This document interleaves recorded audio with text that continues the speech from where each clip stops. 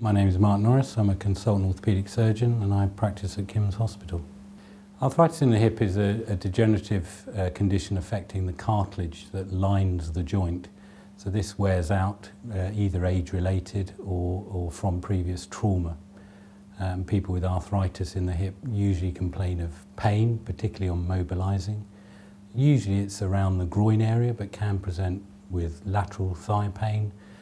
Buttock pain can extend down the leg.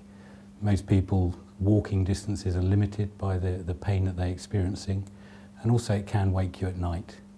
The treatment options start off with simple measures like simple analgesia, things like paracetamol, anti-inflammatory medication. Some people use gels to rub into the area, which often helps and doesn't come with the same risks as using the medication orally. Treatments then can consist of physiotherapy, and the idea behind this is that we optimise the joint, building up the muscles around the hip joint, allowing people to function a little bit better. You can consider less invasive procedures such as injections into the joint, and these can be steroids and local anaesthetics, as well as some cartilage analogue injections which can help with the pain. However, this is usually only a temporary measure and most people only get short-lived relief from this. Ultimately, the best treatment for hip arthritis, particularly if it's significant and the symptoms warrant it, is hip replacement surgery. So hip replacement usually involves a 2 to 3 day stay in hospital. It involves an operation either with general anaesthetic or spinal anaesthetic, and patients often require some sedation for the surgery. The operation involves dislocating the hip, removing the worn out sections of the hip and replacing them with a metal and plastic or ceramic version of their hip joint. They're then sewn back up again and then back to the ward.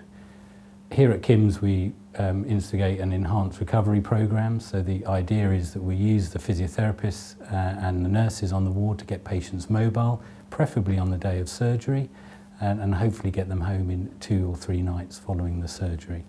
Most people recover very well and very quickly from hip replacement surgery. It is an operation and therefore there is some pain associated with the operation itself.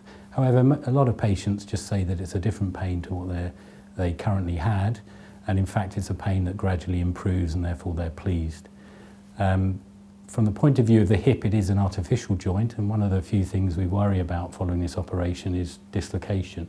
So there are certain limitations, certainly in the first 6 to 12 weeks, where we don't like people sitting on particularly low chairs, we don't like people twisting, crossing their legs, and we often ask patients to lie on their backs at night to sleep.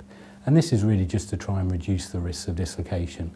As time goes by and the muscles and the tendons and ligaments around the hip joint repair themselves after the surgery, often you get feedback from your hip replacement, and therefore you are able to do more of the normal activities that we used to. And most people, by about 6 to 9 months, are often back doing everything that they did prior to the surgery, and hopefully more because they don't suffer from the pain that they were experiencing.